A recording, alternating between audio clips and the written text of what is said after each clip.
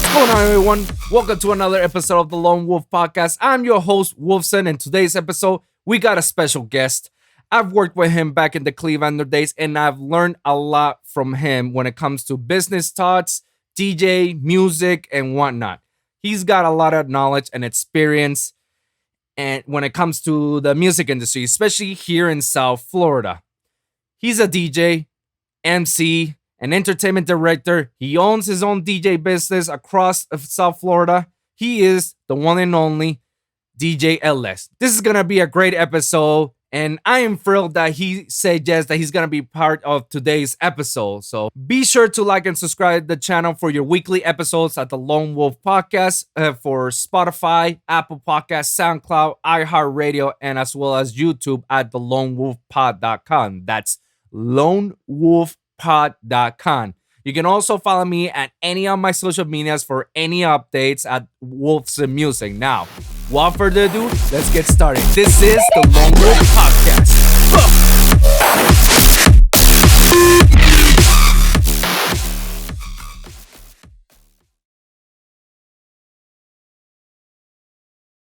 All right, man, here we go. What's going on, everyone? Welcome to another episode of the Lone Wolv Podcast. Today's episode, we got a special guest in the building. This guy, I've been knowing him since the Clevelander days. I've already mentioned this in the intro, so I cannot stress it out and I can't mention more about it. So I want you guys to hear from his perspective, his view, all the stuff that he has done through the industry. So, guys, please welcome the one and only DJ LS. What's going on, brother? What's up, man? Thank you for having me. What's up, Ralph? How you doing, Papa? Oh, man. Doing good, man. Lots of power moves I'm trying to make here, man. You know, besides doing podcasts, trying a little music on the side, but here and there. I mean, you got to do something, you know, with this whole pandemic we're facing. We need to start like moving around and doing other side hustles, you know, to get that done. Sure. No, I agree, man. I'm really proud of you, man. Happy to be a part of it and happy to be able to play any kind of role in anything that you're producing, creating. And I just love seeing that you're out here doing it and putting in the work. So anything I can do, let's get it. Oh, man. Appreciate it very much, man. We'll get into that later on. But first things first, for those that don't know you, can you give us a little bit of bio, a little background and what you're doing and what have you done and what have you reached up till now? Oh, man, you're just making me feel old at this point, man. I'm not trying to. Hey, we're all young people. What are you talking about? We're all young right here. I'll just make a long story short, man. I was born in Colombia, raised down here in South Florida my whole life, and been blessed to be raised in the multicultural melting pot that is South Florida. Being Colombian myself, I feel very at home in this city, and it's been like it is my home. And I've traveled to other places, but I wouldn't want to live anywhere else. I truly feel at home here. And throughout that process, I have created a career of DJing, MCing, being a radio personality, working as an entertainer, and currently the director of entertainment at the world famous Clevelander Hotel, where we had the opportunity to work together. I emceed and hosted shows and DJ'd at the Clevelander for 10 years. And for the past year, I've been the entertainment director. So I've been blessed to continue that path through the Clevelander. And now we're here, 2020. In the past years, I've done a lot. I've worked for Power 96. We currently are still doing stuff. Obviously, it's COVID-19 right now, and things have changed in the relationship to how we do mixes and work on the radio. But I just actually finished making a mix for Power 96 for this weekend, for July 4th, Independence Weekend. And that's why we had to adjust the time to do our interview. So that's one of the places I work. I have my own company where I've done many weddings, corporate events. It's a mobile DJ company. So I've had that for the last, I think it's 8 years now. And that's pretty much what I do, man. I'm blessed to DJ for a living, to be an entertainment director, and to be able to work with amazing talents like yourself and a lot of other different people in that process. So this is where we're at. This is who I am. That's what's up, man. That's beautiful. I love it, man. You just give me your entire story all under one paragraph. I love it. There you go.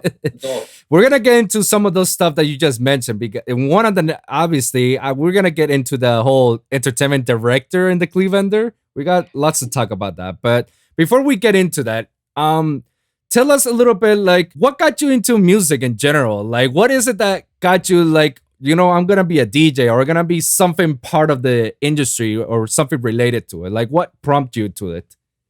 Well, it's something that happened by pure faith. I would say I never expected to do anything in the arts. I always went to school and thought I needed to make sure I got a degree and followed a career path and took that career and, make sure I saved some money to retire one day and live that type of life. I was blessed enough to be able to go to university. I got a bachelor's and I later then completed a master's in business. Wow. And I always thought, I was supposed to just do corporate America and propel my career that way. But around the time of being a teenager, about 15 or 14, I started liking music a lot more. I always played sports, soccer, basketball. Those were my two favorite sports, and I played them for many, many, many years. And I always found an escape through that. But as I got older, around 15, I started finding an escape through dancing and going out and having a whole lot more fun than just focusing on sports. That turned into me liking breakdancing and what we used to call a long time ago raving, and it's probably still the same thing, but people change up the names. But a lot of breakdance, pop locking, and all that. I love that. I used to be amazed at guys that could do the cool breakdancing moves, the power moves, the pop locking, the raving, all that stuff. So I would go out and I had friends, and one of those friends was a DJ. And little by little, I would just love seeing him DJ and how cool it is to be the DJ at that point in time. And then eventually, I lost my job where I was at. I was about 23. I think that's how I was, about 23, 22. And losing my job at that moment, I didn't know which way I was going to go. And I started just kind of doing DJing for fun off a laptop. I never was part of a generation that used crates or records. When I came in, I didn't have the money to buy turntables, buy records, mixers, all the equipment you needed. So what I did was I got a laptop. I already had the laptop and I bought software. Back then it was Virtual DJ. And it was just starting. It was real cheap. It was like a $90 program. Yep. And that's how I started. It was for fun, and I did it just to kind of mess around at home. And I would ask my friend for tips. How do you do this? How do you do that? And that just turned into a hobby. And little by little, I started making random mixes, and they were horrible, and they would burn your ears. Oh my God. And, I got to give props to my wife, who I've been with for almost 11 years now. She had to listen to a lot of my early stuff because I made her some mixes. And yeah, she endured that painful experience of listening to my mixes early on when I was just starting. But you had to start somewhere. So that hobby turned into me kind of getting some money here and there. And then eventually from there, I started promoting clubs and doing events on a large scale and stuff like that. And I once got an opportunity to just get on a mic, something I was really scared of, but I had kind of started developing public speaking in college because you had to do it for your classes. So you had to present in front of classrooms and all that. And I used to get really nervous and really scared to be in front of people. And I would sweat a lot, and I hated that experience. So I made sure I learned how to face that fear and volunteer to publicly speak and all that. So I got a lot more comfortable with speaking out in front of people. And then in one event that I was promoting for, they needed somebody to talk on the mic, and I got on the mic and I spoke, and they spoke, and they kept me on the mic the rest of the event, and it went great. And that kind of opened up an experience of me being on a mic. And then eventually that ties into DJing, because if you DJ, you naturally should use the mic. Not everybody has to, and not everybody does. Yep. But naturally, it's one of the tools you can use when you're DJing a set or rocking a party and so forth. I So agree. that turned into, two dynamic areas that I started to kind of find more love and put more time and practice more and spend a lot more time doing. And eventually, that hobby started making me money on the side. And then I promoted at the Cleveland there, and the program director there at that time had seen me DJ and get on the mic. So he invited me to come MC at the Cleveland there just to try out because they were going to lose their MC and they just kind of wanted to start training somebody. That was 11 and a half years ago. And Wow. yeah, that turned from just a tryout to being groomed into an MC, trained and working under a lot of very experienced and well-groomed MCs, and obviously DJing behind the scenes after that, little by little, and just trying to learn more and learn more and learn more, and getting my opportunities here and there wherever I could. And eventually, I quit my job and did this full time. And that was 11 years ago. So the rest is history. That's amazing, bro. That's really amazing. And it's funny that you said a couple of things that you said kind of similar to my experience when I started as a DJ. Like, for instance, you said you started around 15, right? Well, yeah, my love for like dancing and stuff and being around DJs. Yeah. I actually started DJing 15, not with turntables. It was all CDs, the little machine, new marts with the CDs, the small little jog wheels. Yeah. The reason why I got those is because it had the sickest effect, which you all know, it's the flanger. When I hear that on a reggaeton beat, man, they start missing. I was like, woo! I want that. How you do that? Oh yeah! And before you know it, I started doing the same thing, and then little by little, I progressed into the laptop, and then buying virtual DJ. Yeah, that's like basically your standard for anybody who's starting a DJ career. That's literally the first program that you usually get, man. It's incredible. It's amazing how your life experience, like, we share a little bit of similarities. I was a promoter as well, and you somehow managed to groom yourself into something bigger than what you should have been, because you actually you said to yourself you never planned to be an MC. You just DJ, and I agree with you with the whole aspect of being a DJ having a mic. I do not agree to the people that actually DJ every single second. You know which ones I'm talking about?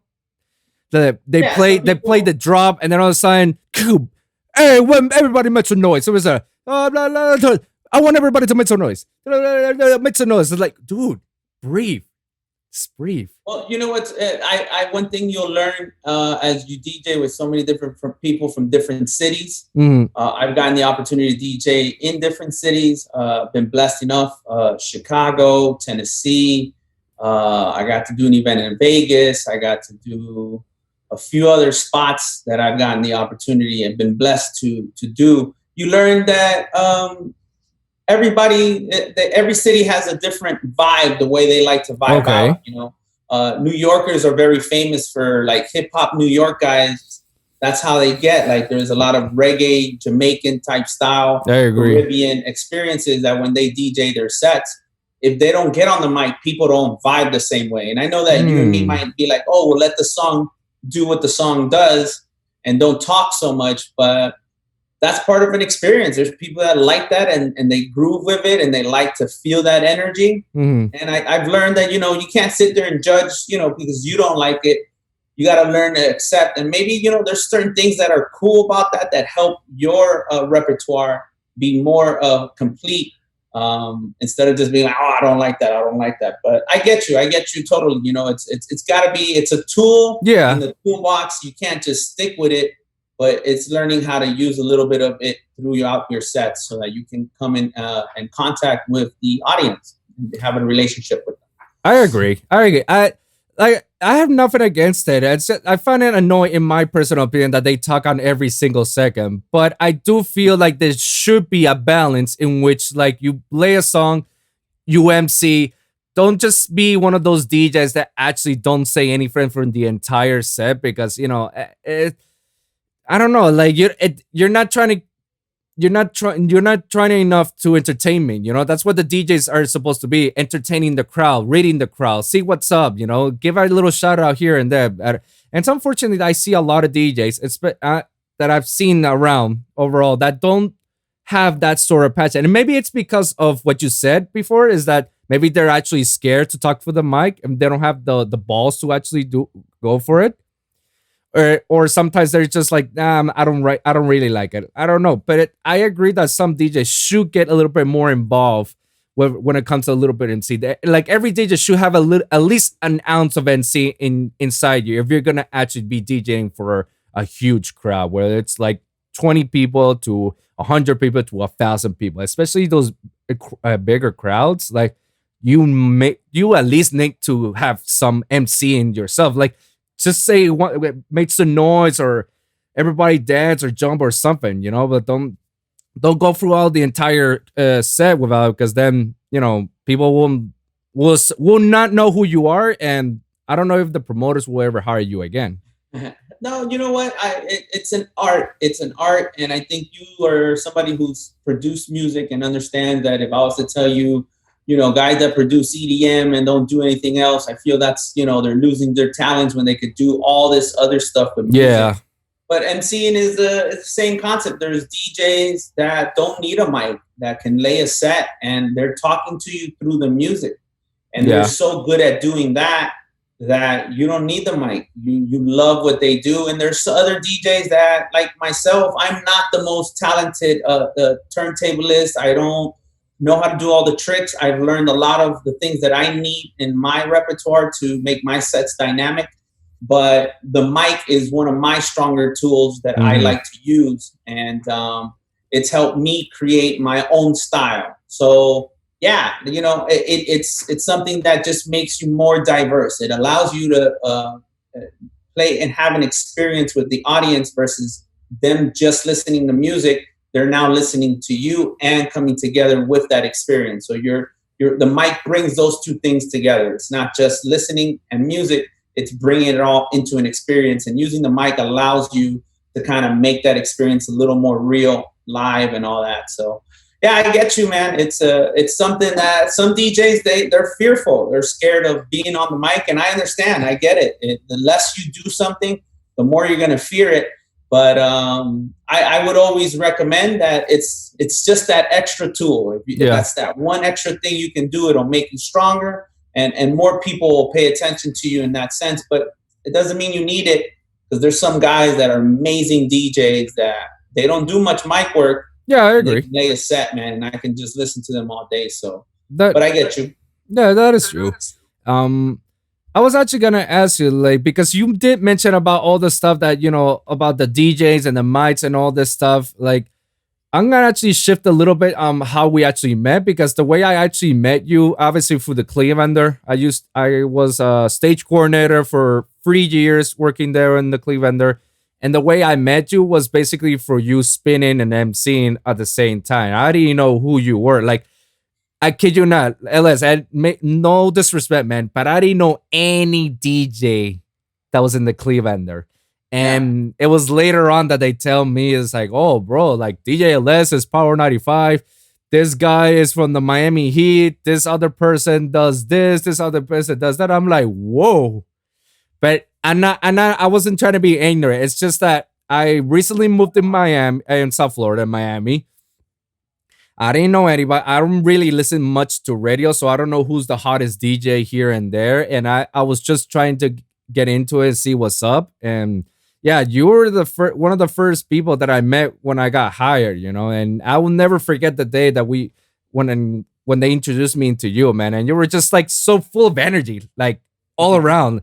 And it shocked me how you managed to be having so much energy by talking to me and presenting yourself to me, and then at the same time NC and DJ in front of other people and get the crowd going. I was like, wow, this guy's amazing. Thank you, man. Thank you. Truly means a lot, man. No, it really is, man. And I want to bring you up into that, because I want to talk a little bit about our days in the Clevelander. Because I see you a lot, and when I started, I didn't see you emceeing much, more like staying at the DJ side, and there were other people emceeing. So did that ever bother you? Like, it's cool that these guys are emceeing. I'll just stick to the DJ skills, or No, you know what happened is before you had got there, we had a time period where we were doing a lot of shows on a weekly basis. We had a show Monday through Sunday, basically. And for a while, I was the only MC doing all of those shows. Oh, wow. And as those shows kind of went away, I was the only MC. And it gets tiring in the sense that you have to do it weekend after weekend after weekend after weekend. And just like anything, like any job that is too repetitive, you're going to get burnt out. Yeah. And I think I came to a point where I was almost burnt out, that I just needed to kind of step away. So we trained some other DJs. I trained them, got them comfortable enough that they could kind of hold those shifts, and I could kind of just DJ more and do different gigs at different venues outside of the Cleveland there, and not be locked into just that Cleveland there platform. So yeah, I to me, man, if I can, a lot of people help me get to where I've gotten to, and they gave me opportunities. And the only thing that I could ever do is give someone else that opportunity. The fear that, oh, look at that person, they're doing something that you could be doing, or that, hell, man, they're taking my job. You never lost anything that wasn't yours. So if it wasn't mine to have at that moment, then it wasn't mine to have at that moment. And I've come to learn and understand that, especially in this business, in music and in DJing, right, it's a very competitive industry. Yes. And you have to learn to not get caught up in being competitive. You just got to learn to fall in love with the passion and love for the art of what you're doing. And if those opportunities come, they'll come. There's enough for all of us to eat. So the day you think there's scarcity or you think there's not enough is the day you change your mindset and you're coming and you're working out of a place of fear. And that never produces good art, or in certain instances it might, but overall, it doesn't allow you to just free flow.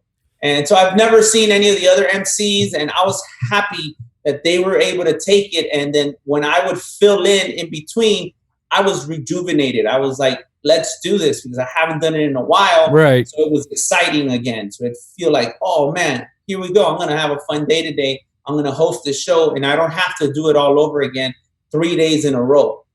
So yeah, I get what you were saying, because I was the one on stage DJing while somebody else was emceeing at the Cleveland where I had done it for so long. But I actually enjoyed it, man. I liked DJing and I liked being back there, and I didn't mind that at all. That's good to hear, man. Now, I actually want to retrace a little bit of what you said around it about the competitiveness. Like, believe it or not, I see that a lot in my scene as well, in the dubstep, in the house, in the EDM scene overall. I see a lot of competitiveness in the locals, and I never understood. Do you know why in your scene? Is it because there's a lot of open format DJs, and there's a lot of places that we're trying to get to? Like, why is it that you see a lot of people that they're trying to be sharks with each other instead of, growing together as a community and helping each other out? Like, I got you, you got me, all that type of stuff. I would say there's a lot of competition because it's a lot of DJs. So to make a living as a DJ or an MC or even as a producer of music, you got to kind of have some luck. And you got to have a lot of time put into the craft and the business side of it. And what I mean by that is you got to build the network. You got to make friends, connections, and that you can't skip that. You can't shortcut that. It takes time. So when a DJ that's like done it for a long time is in that position that his network is strong enough that he can make a living as a DJ, then they want to hold on to that. And I don't blame them, because that's your living. If you're not DJing it, somebody else is getting paid for it. But I think it's so good and a bad thing in our industry. As DJs, I wish there would be more unity. And, my goal eventually in my plans of the future is to create a business that brings DJs together and creates an environment of support, not competition. I agree. Competition is fun when you want to push yourself to another level and you want to create something that's unique and different. To watch amazing DJs like Scratch Bastard, like Craze, like DJ Vice, like Espinoza, uh, Mina. There's so many, and locally DJ Conflict, Obscene, DJ Kaz, Zaya. There's so many DJs locally, Aerial Assault. To watch those guys, you gotta watch them because they've done it for so long and they've created such a beautiful art in the way they do what they do that you can take little tidbits and instead of thinking, oh, how do I beat them? It's like, I like what he did. I could do that and do it in my own way. And learning that is one aspect of competition, but the other one is scarcity. Scarcity means you don't think there's enough. And I think that is too much of a mindset in the DJ industry because you don't want to lose your spot. But it's like I told you, I've come to understand if I lost that gig or I lost that residency, it was never mine. And that's one thing you have to come understand, that you are only as good as your last set. So you always have to continue to evolve. Absolutely. If you don't do that, others who are hungry, who are ready, are going to come and they're going to give it their all while you may be complacent and not doing your best. So yeah, competition is good, but scarcity is not. So I think that's a large part of the reason why you feel that a lot of that exists in this industry. A lot of competition in the sense that I don't want you to ever take what I have. But if you hold on to something too tight, there's no opportunity for something to come in. And that's like a perfect example of finances and stuff. If you hold on to every penny, you'll never have an open hand to receive new money. And I think that's the same concept. If you hold on to anything too long, then you'll never have opportunities for the things that could have happened or could have come your way. So yeah, competition is there and it sucks sometimes because ultimately you need other people in this industry to help you push you forward. And until you find those people, you're going to have to really work hard and dedicate yourself to it. But yeah, I don't like that part of the business. I think we're going towards a future where we can create more unity and create more of an industry family versus so much competition. And I think those things are happening little by little as people start doing more podcasts. They start inviting their DJ friends. Look at you and me. Like, you know, these things are what create a change in the industry. And I think that's happening. Moments like COVID-19, being isolated, being within yourself, you no longer can compete. No one's working. Right now, no one has work. Very few people do as we reopen. So you got to learn to be open and use each other to support each other, especially in these times. I actually wanted to talk to you about just a little brief about that aspect because we're under pandemic mode. Like, when did the whole shutdown start? Like around mid-March, right? Here in South Florida.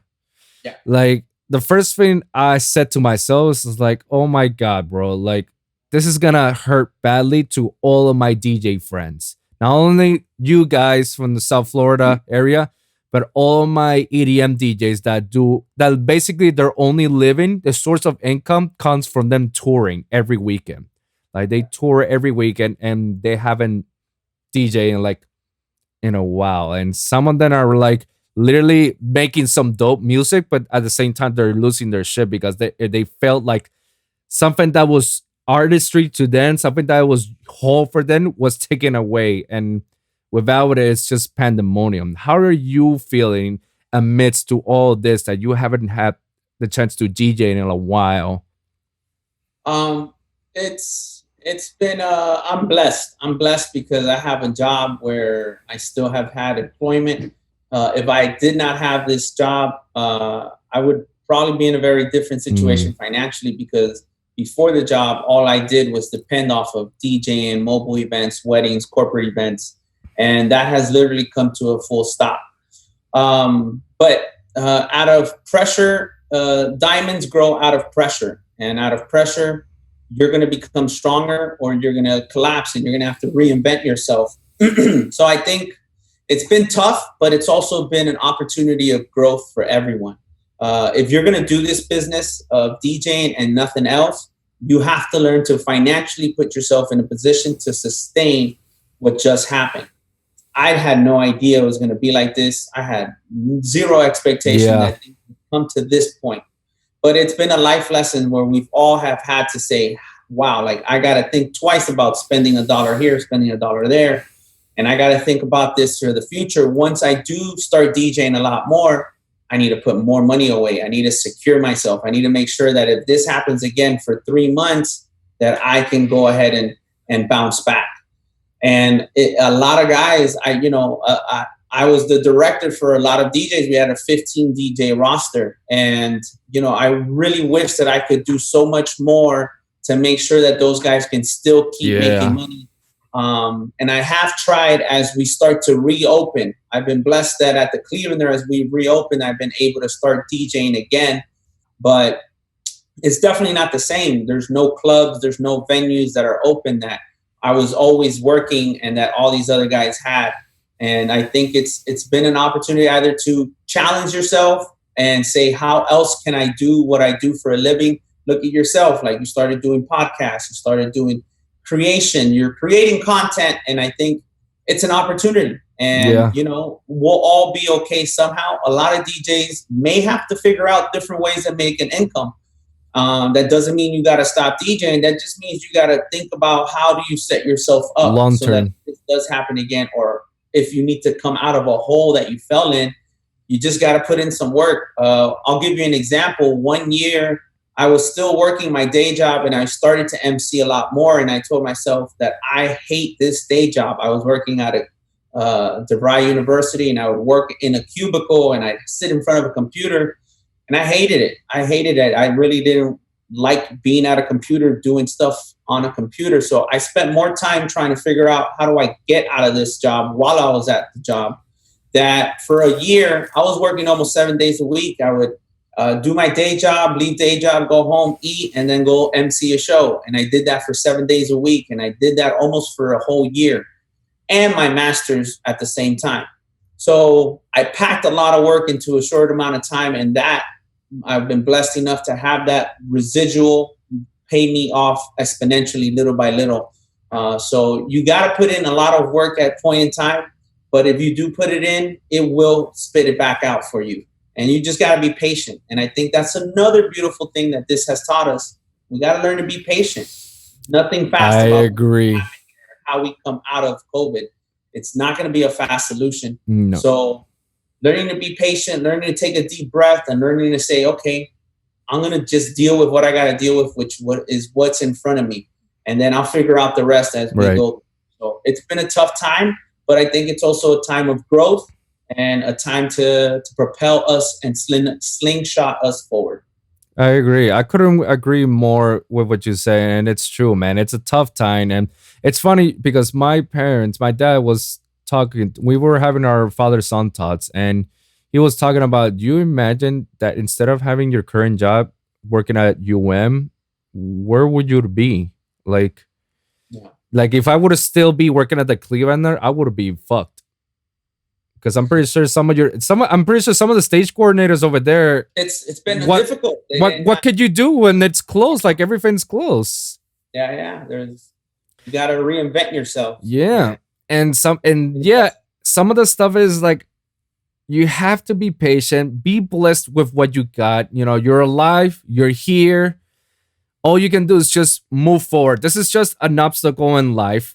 The universe always throws us some obstacles, and you either move forward, jump ahead of it, or you just like, man, I can't deal with this. I'm out. And I'm one of those people that I'm a shark, bro. I will move forward all around. So if there's a fucking obstacle in front of me, I'll somehow look for the problem, so try to solve it, and then move forward to it. I'm not gonna get stuck out of it, man. I don't like being stuck. And when I'm feeling stuck, I think that's where all the pressure and the heaviness starts to weigh in on me. Because then, like, my God, how can I get out of this? How, man? Like, I don't like that. And finding stuff like this, like content, like making music or content creating a podcast and other stuff that actually, other hobbies, let's just say other hobbies, can actually make you express yourself even more than what you were isolated. Because obviously, everybody, when it's isolated, everybody loses their shit. For example, here in Florida, everybody's losing their shit all the time. I mean, Charlemagne the God always say the craziest people in the world comes from the Bronx and all in Florida. And I was like, no, man, you can't bash Florida like that. And then when all these stuff that's happening, it's like, oh wow, I guess he's going somewhere. He has a point there. I'm like, wow. Yeah, well, I think Florida is a diverse place, and I think you have so many different kinds of people that you're going to see anomalies. You're going to see a lot of different reactions, and that's what we are. We're a melting pot of so many different people from so many different parts of the world. That other states don't have that. Other states don't have the diversity that we have here. They don't have Latinos, Haitians, Jamaicans, Jewish, Russians, Central Americans, Africans, Europeans, Chinese. They don't have all of those all in one area, and we do. So naturally, when you put that many people together, you're going to get some oddball people out of that process. But I think it represents us, man. We are unique, and that's why people come vacation here, come party here, come celebrate their life here whenever they're leaving their states. Yeah. So as crazy as we might be, yes, we are. I think we're also a very unique spot that everyone wants a piece of. Everybody wants a piece of us all the time. Like, I mean, if you're living outside of Florida and you decide to travel to Florida, what are the top 5 places in your mind right now that you say, I want to go to this certain place in Florida, this certain place? What are the top 5 in your mind? Go. Florida? Yeah, in general. All in Florida. It could be Miami, Orlando, Tampa, like anywhere. Which are the 5 places in Florida you would say right in your mind that I want to go there and travel if you're living outside of Florida? Oh, I think automatically you got to do the Key West and the Keys, and there's several spots within the Keys. You got to do South Beach just because that's the iconic spot where people know and think of when they hear Miami. You got to do West Palm Beach, which is another area that has a lot of diversity and a lot of fun. Fort Myers, and of course Orlando. It's incredible how everybody wants a piece of us. So I actually want to switch it up a little bit, and I got much more inspired of the stuff that you were saying when we were enduring this pandemic mode and trying to figure out ways to do something that you want. Like, that, like we say, like there's a lot of people that don't know financially on long term, don't know what to do during this whole time, but they found something that they can actually persuade. But they're on a risky mode, and we are in a risky mode. Why you should think that you should persevere your goal and go for it, and work hard, extremely hard for it. And why being humble in this era really pays off altogether. I think what it is you have to be, you have to find something that truly interests you. And that's hard. Not everybody can figure that out. Not everybody has an opportunity to figure that out. Not everybody starts in the same spot where they have the luxury of taking the time to figure that out. But I think throughout your life, this experience that we call life, your goal should always be to go towards a direction. But also we got to learn to not get caught up in just being focused on that. We have to learn to live and be present. And that's hard enough because we have so many things that we're trying to fumble and try and create, and we're trying to take care of, and responsibilities, your mortgage, your cell phone, your electricity, but so many things that you're trying to fumble that it's hard to keep that focus, like you said, of your goals and your career. Now, sometimes a lot of those decisions will require some risk. And what I feel is you should learn to take risks, but you should learn to take what's called in business calculated risk. Calculated means I did as much research, or I figured out as much as I needed to figure out in order for me to feel secure enough that if I have to face an obstacle, I have the tools to do it, even though I may not have the solution right away. Right. So our example is a DJ, right? If you want to become a DJ, it's scary to say, I'm just going to do DJ and nothing else, because what happens when you don't have any work, right? So it's learning to calculate yourself and say, well, I need this much money for rent. I need this much money for food, gas, and all the basic essentials. If I can take care of that, do I need 1, 2, or 3 gigs to do that? Do I need 5 gigs a month, 6 gigs a month? And once you figure those numbers out, now you can take the risk of saying, hey, I'm just going to do this because I know I can get at minimum 3 gigs a month. And with 3 gigs a month, I pay my basic necessities. That's called a calculated risk. I calculated what my risk was. And if I do 3 gigs a month, I can do that. I can mitigate that risk. So in the humble part, humble just means that you no longer let ego drive your decision making and your state of mind. You allow yourself to be aware that anything you do and you have the opportunity to do is a blessing. It's hard sometimes to see that and believe that, because just because you have a computer, how many people don't have a computer? How many people don't have the ability to get a mic or to buy anything? And yet they'll figure out how to achieve these goals that they still have that might be similar to ours. And we don't know, and we'll find ourselves frustrated having all the tools, having a computer, so humble, I think, just allows you to not have friction in the process of what you're trying to achieve. Friction means you're not fighting the things around you.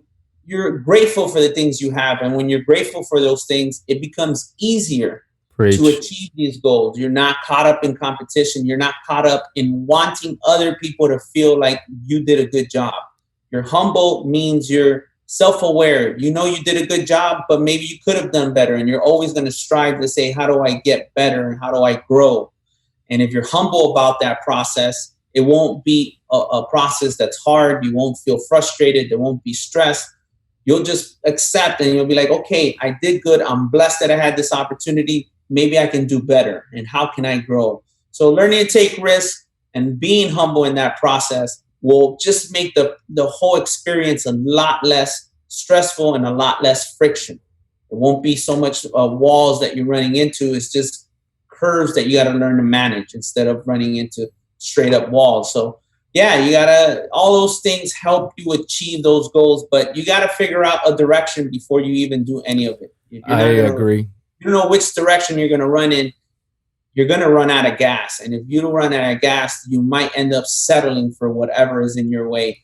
And that's what's difficult. And not everybody can decide that. It's very hard to get a lot of people to fight the things that they've already built, even though they're not happy with what they're doing. So to figure that out is a process. And I think that's what we call life. It's a journey. It's not about a destination. It's about how do I grow, take my experiences, and just evolve. I 100% agree, because what was it? The term, the calculated risk, right? Yeah. I did exactly that during my Clevelander days, because obviously the whole time I was planning, I want to be a touring DJ because that's what I love the most. That's exactly why I wanted to do everything that I've been doing. It's just DJ. I've been DJing since I was 15. I've DJed at all sorts of venues, at all sorts of programs, even festivals. That you remember those conversations that I showed you the videos. I DJed at Life in Color, at EDC, at Dreamland, and all these, like, and you saw how happy I was, how pumped I was, because I was trying to achieve to it. But it was at that time that I wasn't realizing what was my risk of pursuing that, because I had bills to pay, I had student loans, I had a car payment to pay, I had a rent to pay, and like I need to get my priorities straight. It looked like DJing wasn't getting me to that point that I want to be, especially making music. And I love making music. I have no problem with it, but it got to a point that I wasn't feeling it and I wasn't happy. And I was trying to picture myself on a long term. Is this what's going to happen? Like, is this what I really want? Let me see myself 10 years. Am I going to be doing this for the next 10 years? Like, what's the longevity on this as a DJ? You know, like, do they last? Like, all that stuff. I've done all that calculations. And I decided that, hey, man, I'm great at what I'm doing right now. I'm very great at being an audio visual technician. Love setting up LED walls like the ones in the Clevelander. Love playing them. I love setting up speakers. I love doing this. I love being in control of something. I love being like I'm the boss for the whole program that's happening. And thankfully, I was able to get the job that I have right now working at UM, that I'm doing all that type of stuff and now running that department itself. And that's one of those calculated risks that were part of, like, should I take that route or should I stay with this route? Which gives, if I stick with this route, this is the risk I'm gonna be taking. If I should take this one that I'm in right now, these are all the opportunities that can give me. And I did the great decision to doing so because of it. I'm much more free on making music. I'm no longer using it as a like a means to, like, I'm forcing myself to do it. Now I can just like doing whatever I feel like, and when I'm happy and when I'm doing it, it just makes me happy. Stuff like this, it gives me an open world overall that gives me a lot of liberty and freedom to do more stuff than just that.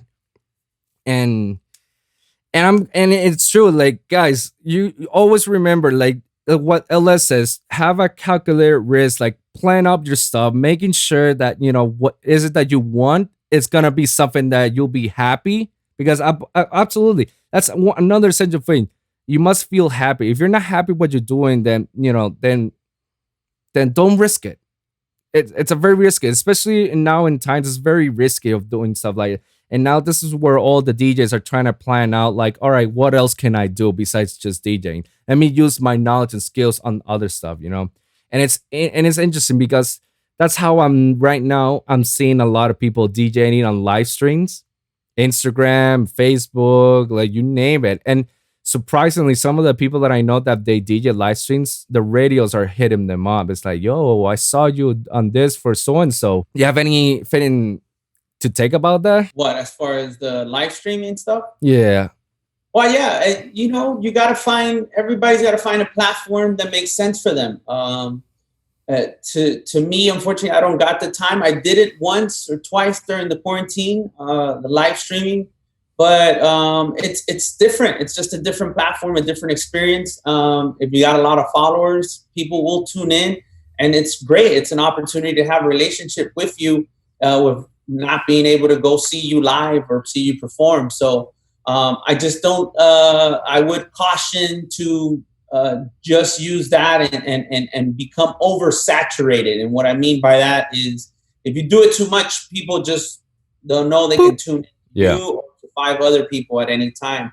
And they might lose that excitement, that fire of having, your live streaming. So if you do it too much, yeah, maybe you become saturated or you become too repetitive, and people, I've already kind of heard your sets. I kind of know how you're going to do your thing. I'll listen to you once or twice, but that's about it. But hey, if you got one new listener out of it, I think it's worth it. I think it's an opportunity, but I would also say, just be careful. Make sure you put your best foot forward. Don't just get on there and do whatever.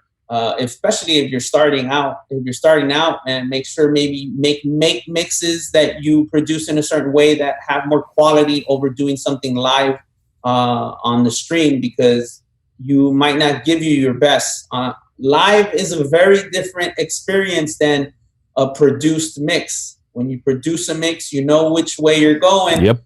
When you're going live, you can easily go off on a direction that you didn't even expect, which could be good, but it could also be bad, because you might get lost and you lose the flow.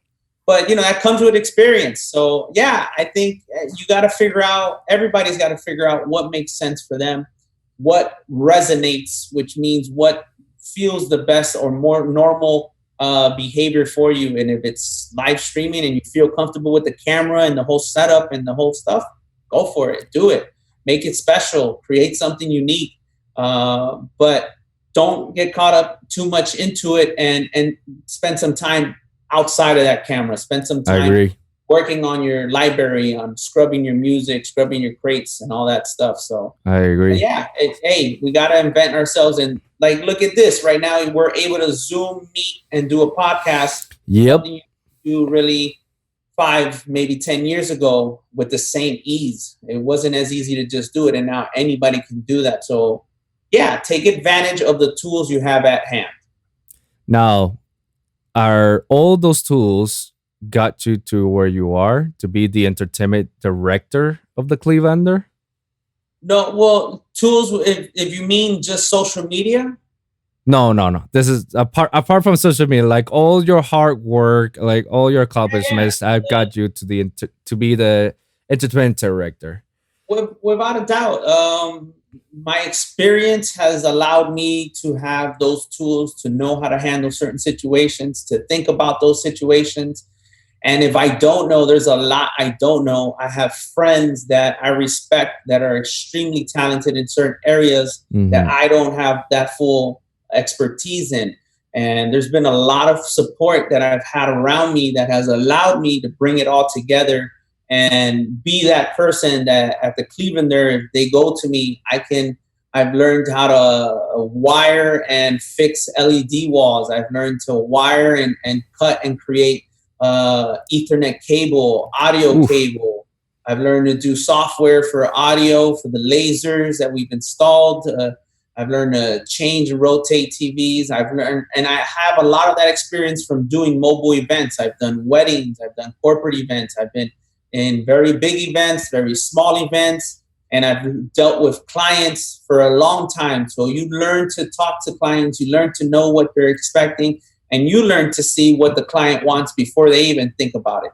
So all that, yeah, all of that experience has allowed me to be in the role that I'm in. And even to this point right now, I'm learning. I'm learning every single day, and I'm trying to figure out how do I take those tools and create, more experience and be a more well-rounded individual in being able to not only DJ, entertain, but to learn how to see it, to learn how to help others get better at what they're doing, and to put people who are really good in front of others so that I am, as a director, now hiring a great NMC, a great DJ, a great performer. So all that was experienced through these last 11 years have allowed me to understand my role as a director. And it's a blessing. So yeah, man, without a doubt, all that experience has Now, given. now, two things. One, would you consider that as one of your greatest accomplishments, being a director of the Clevelander? And B, has that affected your side business in any shape or form? Well, no, I wouldn't. I wouldn't say it's my greatest accomplishment. I think right now, one of the greatest accomplishments I can say I've achieved is I found the woman who said yes to me, Yes. to marry me, to Yes. accept me for all that I am. And that in itself is a huge accomplishment. It's one of the most beautiful moments I had in my life. And that's without a doubt one of the most important moments in my life. I've had a lot of great moments. I DJ'd and MC'd for the Jacksonville Jaguars inside their stadium. I did Wow. Major League Baseball at the Marlins Park. I've done festivals in front of thousands of people, and I've been blessed to be able to do that.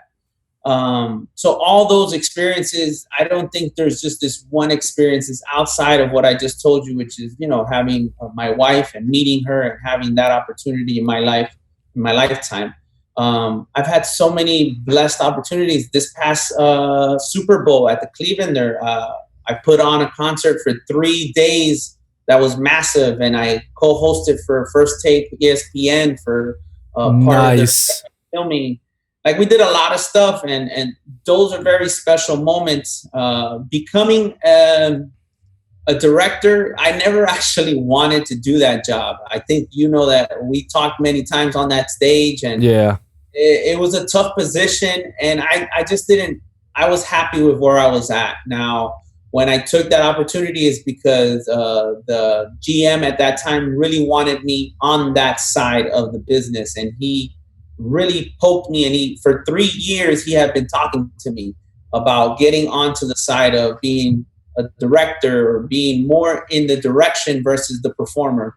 And eventually, I took it. I don't know. Everything lined up right in my life for me to decide to take that opportunity. But it wasn't one that I was like, oh, I can't wait to become director. I was hesitant. I just kind of wanted to do what I Yeah. do and then keep DJing on the side. And yeah, without a doubt, it took more time and it shifted my attention towards directing and doing that job well.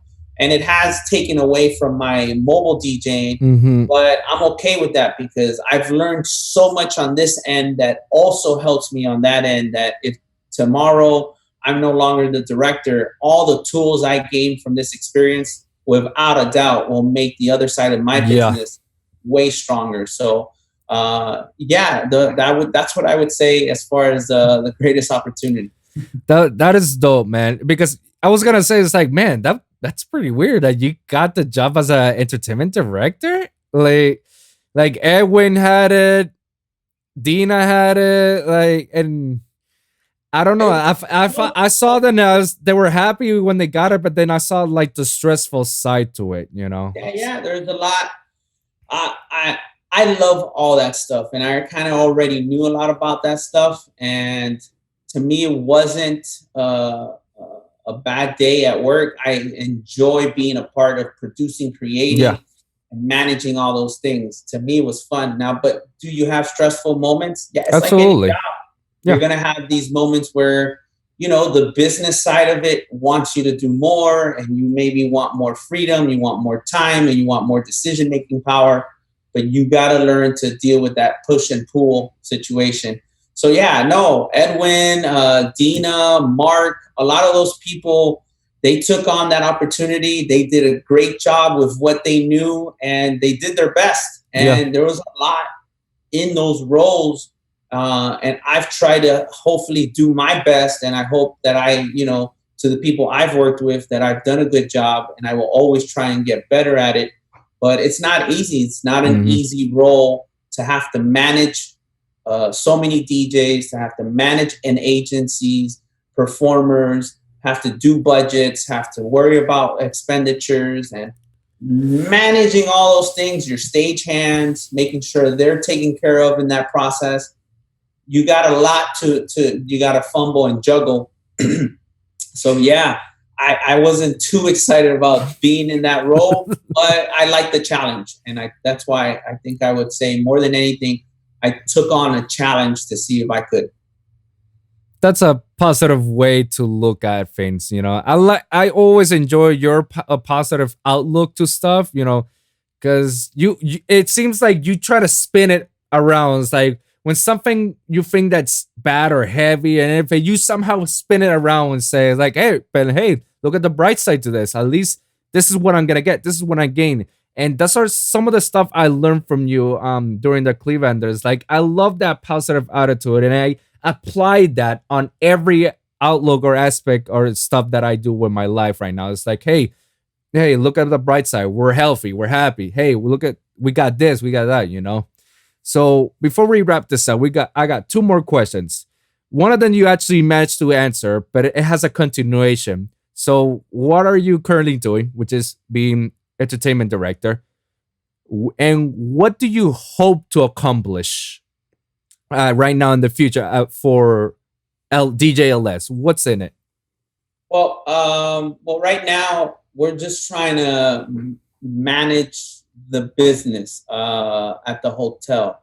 Okay. What I would say as far as manage the business, at this very moment, the state of Florida went from quarantining, bringing down the numbers, to reopening, to now, unfortunately, the virus has spread to a very high degree.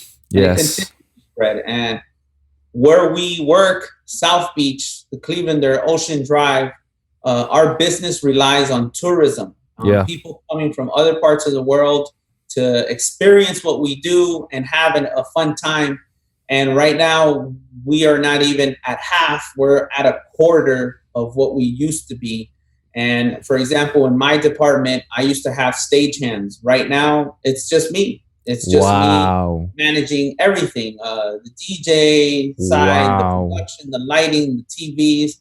I don't mind it. I have learned so much, and I like the work, but it is a bit stressful right now because we don't know what's going to happen. There's no clear map to saying, we're gonna our sales are going to continue to grow, or that tomorrow they might decide to close Florida again or close South Beach and say, you guys all have to stay home because of the health risk that exists.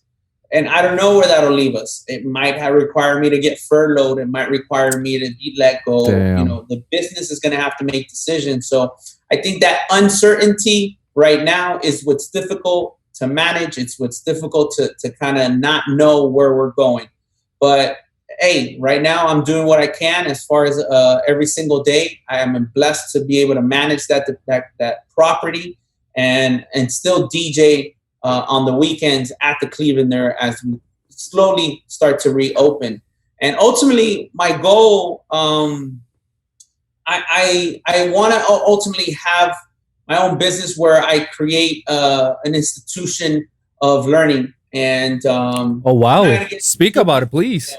I'm not gonna get into too much detail. I don't want to give it away. Okay, no, just a brief. Just give me a brief. Into the idea of networking everyone and teaching and creating a platform where DJs can learn the business side of things, because I think there's so much to this business. This opportunity also is a great moment where if you didn't plan accordingly, no one ever taught you how to, you may have fallen flat on your face because you haven't made any money. And there's a lot of that goes into the business side of DJing that is hard to learn by experience, because when you learn by experience, you lose money, you lose opportunities, and it's a lot harder to focus on your art because you're so worried about the business of it. So yeah, my goal is ultimately to teach and to help push others and give others an opportunity with the experiences that I have acquired, and to give them that opportunity. Somebody gave it to me. Somebody helped me. There's so many people that have helped me in the process that without their help, I wouldn't have been able to achieve anything that I've achieved. So my goal is to be able to do that and to be able to spend doing something where it's not all work. It's a lot of work and I enjoy doing it, but it's also a lot important to me to have family time, to have the opportunity to be with my wife and you know, eventually have our kids and have time to spend with them and not be dedicated to a job and just that. So my goal is that learning as much as I can right now, taking as many experiences as I can so that when I'm ready, I can launch something that is worthwhile that people will want to be a part of. Hey man, count me in on that. Count me in. If you need somebody to teach Ep10 or how to sound design, how to do projects, how to be a good producer, mix engineer, mastering, and know how to record and what tools you need and what studio equipment you need and whatnot, come here, man. I love it. That's what it's all about. It's all our friendships, everything that I've met a lot of people, yourself and a lot of other guys in different areas that have an expertise that I think if we bring everyone together, we're able to create an opportunity for you to make money, but for people to learn also in that process. Hey, come in all the way, brother, because this is exactly one of the reasons why I created this podcast, this entire show. If you haven't got the chance to listen to my to a couple episodes, this entire show for right now, this is the 10th episode. So all these 10 episodes is basically I'm talking about all the experience I've gone through in the industry, in the music industry, and all my live experiences as a DJ, as a producer, as an engineer, and whatnot. Also, explaining stuff that you can do. Say, what are the difference between making music in the bedroom, making music in the studio? What else can you go? What else can you achieve? The do's, the don'ts, and all that stuff. Like, this is the reason why I created this platform. It's a teaching platform. That's how I'm looking at it, because I love to teach people. I love to share my knowledge, my experience to somebody, because maybe somebody out there is actually having some difficult time not getting there. And maybe me and my show is actually giving them like, oh my God, that's exactly what's happening to me. And maybe, let me not do what I'm doing. Let me do what he told me to do and all that stuff. Guidance, advices. That's what I like. That's what I like. And this is why I created this show. And you hearing that, you saying that, hey, count me in if you need me to be an instructor for that future plan. I'm all forward to it. So let's wrap this up with this final question. And it's a perfect way to end this with a positive note. what advice can you give to someone who wants to start being a multitasker success, or somebody who's trying to achieve something? What advice can you give that person to achieve their goals? Um, the best thing I could say is don't get caught up with the destination. If you are trying to climb a mountain, the most exciting part of climbing that mountain is going up the hill. It's never reaching the top of the hill. It's never reaching the top of the mountain. The top of the mountain, once you're there, all it is how to stay up there. And staying up there is never going to be as exciting, as fun as climbing that mountain. So in whatever you're doing, don't get caught up in making sure you get to that top of the mountain. Enjoy, embrace, look around and take in every moment that you can. If you're going up a mountain, you would look at the trees. If you are going up a mountain, you're going to see animals, all kinds of different birds, all kinds of different species. And in life, as you're climbing the mountain of your goals, you're going to see different people. You're going to have different experiences. And if you're so caught up with being at the top of that mountain, you're going to miss everything that's passing you by. And if you miss it all, then what was the point of it? The point of this, of any goal, of any experience, is for you to take it in. One thing that we forget is we are human beings. We have to learn to be. We're not human doers. And we get too caught up in trying to do instead of learning how to be. And being doesn't mean you don't take care of your responsibilities. You don't work towards a goal. Being means you know how to take it all in. So whatever goal it is you're pursuing, whatever it is, have the destination, know where the top of the mountain is, but make sure that you embrace and enjoy the process. An example is you. You have gone from stagehand to learning all that experience there to then taking that. And I remember when you got your job at Yep. You're super excited. And you're also kind of scared because you didn't know where you're going to be able to uphold that opportunity, where you're going to be able to hold the position, where you're going to be qualified enough. And look at you. That was about 2-3 years ago already. Yeah. And you've held it and you're still there and you've learned it. And now you're running a department. Like, that's the point, right? Like, how exciting was it when you got the job? How exciting was it on your first day? How exciting it was when you overcame and you learned something? That is the process. Enjoy that process and keep moving forward. That'll naturally happen if you're enjoying the process. So if you're going to climb to the top of the mountain, enjoy the climb. I 100% agree to that. So with that, I'm going to follow up with my advice. When you're trying to get to a goal, this is some of the 5 stuff that I do follow by heart. Work hard for whatever you're trying to reach. Dedicate yourself to it. Persevere. Don't give up.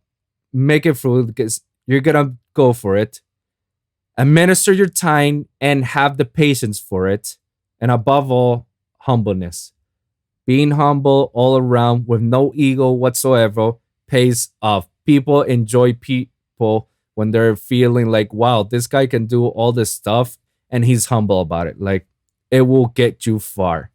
So we're going to wrap this up. DJ LS, thank you very much for this part of this episode. I really enjoy this very much. Before we leave, plug yourself out, man. Put out all your social medias and put it out there so the listeners can actually follow you as well.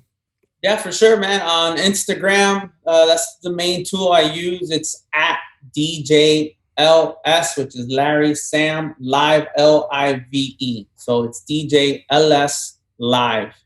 And that's also my website, DJLSlive.com. If you ever want to listen to mixes and hours of mixes, you can go to my website and there's hours and hours of mixes there on Mixcloud and on SoundCloud at DJLS Live. So yeah, by all means, anybody who wants to be friends, let's do it.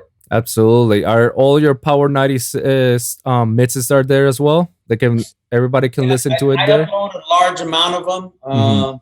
I don't like to use them so much because the songs overlap. So I don't ever want the mixes to be like repetitive in nature. Got so, you. Yeah, but there's plenty of hours of so many different types of mixes that they can go and enjoy. So when are the days that people can listen to you on the radio? It's right now we're doing every other weekend. So this weekend I'll be there on a Friday night. We have special guests on Saturday, big name artists that are going to be doing featured mixes. But if not, on the weekends, just on the weekends on Power 96. And if you follow me, I try and post every time I'm going to be on there. And yeah. Awesome, man. Thank you very much, Les. And got it. Just want to say thank you for all the listeners. And always remember, every week is a brand new episode with a brand new topic. So be sure to like and subscribe to get your weekly episodes at the Lone Wolv Podcast for SoundCloud, Spotify, Apple Podcasts, and iHeartRadio. And also, you can check out my YouTube channel at lonewolfpod.com. That's lonewolfpod.com. So, guys, comment down below and share your experience. We actually want to hear it. If you want to tag me or tag a list to hear your experience, hey, open arms. We're here to listen, and we're going to give you guys all our knowledge about it. So, thank you guys for tuning in, and we'll see you guys at the next one. Deuces. Yeah.